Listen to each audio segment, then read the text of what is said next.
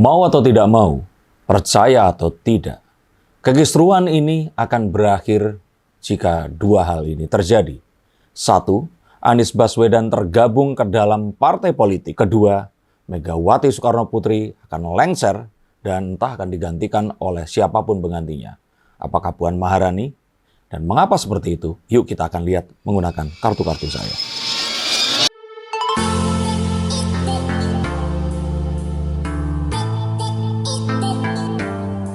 Halo Sensikers, kembali berjumpa bersama saya, Denny Darko. Tidak ada yang namanya misteri, yang ada adalah tanda-tanda yang kita semua coba untuk mengerti. Tidak bisa dipungkiri, saat Orde Baru Partai Golkar ini adalah partai pemenang yang otomatis menggurita dan menguasai seluruh dinamika politik yang ada di Indonesia. Demikian saat 10 tahun Presiden Jokowi menjabat. PDIP dengan semua kursi di dalam kabinet dan juga pemerintahan ini mendominasi. Dan dikala pergantian kepemimpinan dan suksesi ini sudah dilangsungkan, dan di mana PDIP di sini itu kalah, maka langkah selanjutnya dari Presiden Jokowi adalah memastikan transisi pemerintahan menuju Prabowo Subianto ini berjalan dengan lancar. Dan otomatis di sini jika harus menghilangkan oposisi dalam demokrasi yang tidak sempurna ini, maka itulah yang harus dilakukan. Dan ini adalah sesuatu yang wajar dalam politik. Terkadang agak aneh dan lucu saat orang-orang menjadi sok suci dalam membicarakan politik. Padahal dalam politik, hal seperti yang terjadi saat ini adalah sesuatu yang wajar. Sampai akhirnya pun sebuah kejadian kemarin di mana pohon beringin akhirnya ditebang juga oleh sang tukang kayu. Kita tahu bahwa perpolitikan ini naik dan turun memang berdasarkan atas kepercayaan para investor yang melihat suksesi kepemimpinan. Apakah berjalan lancar atau tidak? Perekonomian sempat membaik saat ditentukan siapa pemenang dan presiden terpilih Republik Indonesia. Tetapi kemudian bergejolak lagi saat pilkada ini akan terjadi.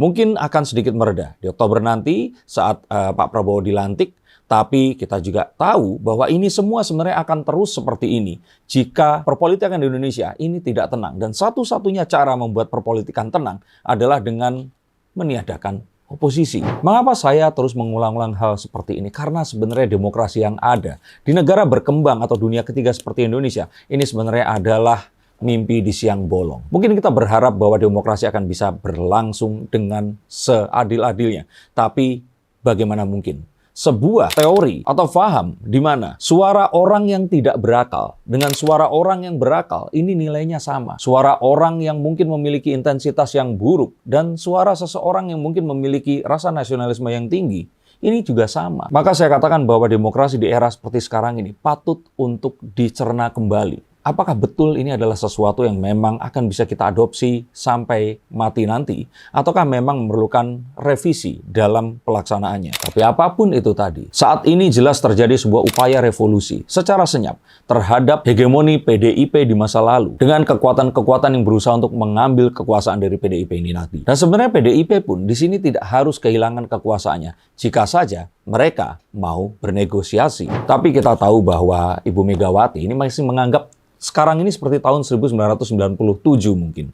Dan dia masih dengan idealismenya sulit untuk berbicara dengan orang-orang di sekitarnya. Betul, banyak orang-orang yang masih naif dan menganggap bahwa politik itu harus suci, memuja-muji beliau ini. Tapi kita tahu bahwa sebenarnya Mbak Puan akan lebih bagus jika bisa menggantikan beliau dan mengikuti dengan dinamika perpolitikan yang ada saat ini. Maka inilah yang terus membuat kekisruan itu terjadi. Dua orang idealis yang sulit untuk bernegosiasi, Anies Baswedan dan Megawati Soekarno Putri. Maka mereka berdua diisolasi karena nggak mungkin diajak berdiskusi.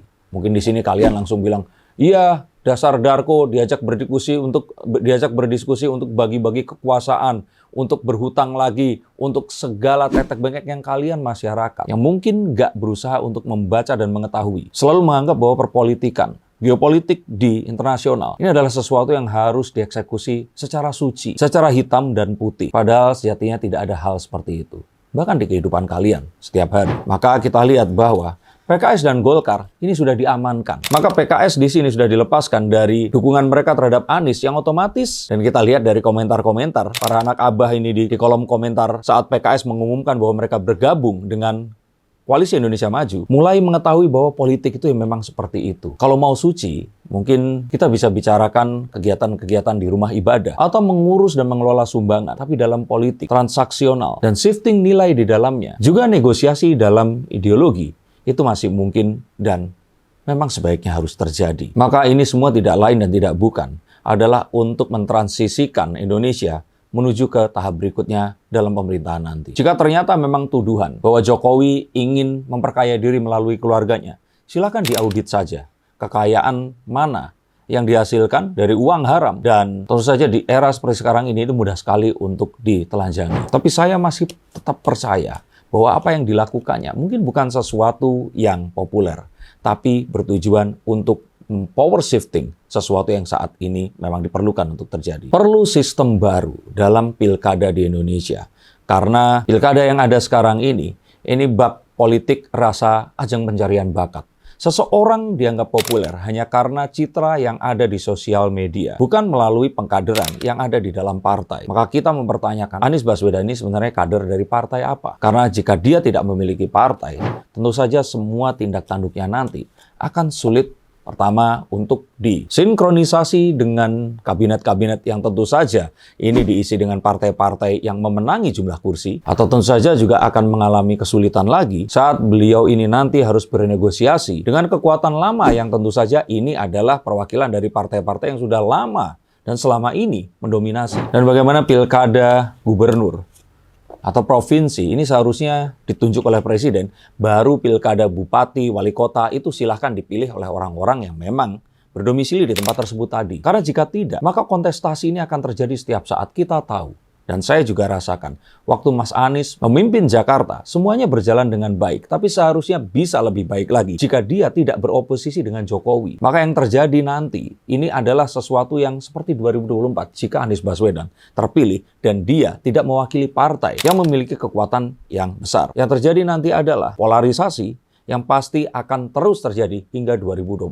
nanti. Maka mengisolasi Anies Baswedan hingga dia ber-KTA atau tergabung dalam partai secara resmi adalah sesuatu yang harus dilakukan. Dan untuk PDIP sendiri, saya rasa mereka harus lebih adaptif. Dan Puan Maharani di sini sebenarnya akan bisa lebih menyesuaikan dengan pola kepemimpinan dan juga pola perpolitikan di era-era sekarang ini. Bahkan Bu Mega dalam pidatonya kemarin ini mengatakan bahwa dia pun ingin menjadi ketua umum lagi. Di situ diputarkan video putra Sang Fajar atau Soekarno. Di saat dia tidak setuju bahwa Jokowi berusaha untuk mengangkat sebuah kedinastian, dinasti sendiri, ini sedang terjadi di rumahnya itu. Dan jika it's okay dengan dinasti itu, tapi mbok ya sudahlah. Di usia 77 tahun, ada baiknya kalau beliau ini menjadi penasihat saja, atau mungkin akan menjadi Dewan Utama, dan Mbak Puan ini naik menjadi Ketua Umum PDI Perjuangan. Dan saya kira itu yang harus dilakukan agar kekisruhan ini tidak terjadi. Karena selama ini semua belum terjadi, maka perlawanan oposisi ini akan terus berlangsung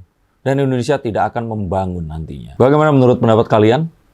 Apakah memang betul apa yang saya katakan bahwa semua kekisruhan selama mungkin kita bilang 2-3 tahun ini disebabkan karena dua tokoh yang memang sulit untuk bernegosiasi ini tadi? Ataukah memang seharusnya orang-orang seperti itu memang dipelihara dan dibiarkan tetap seperti itu selama-lamanya? Tuliskan komentar kalian di bawah sini. Terima kasih untuk kalian yang masih mengikuti berita dan juga ramalan perpolitikan seperti yang saya sampaikan baru saja ini tadi. Silakan subscribe jika kalian menghendaki dan sampai jumpa di konten yang berikutnya. Salam.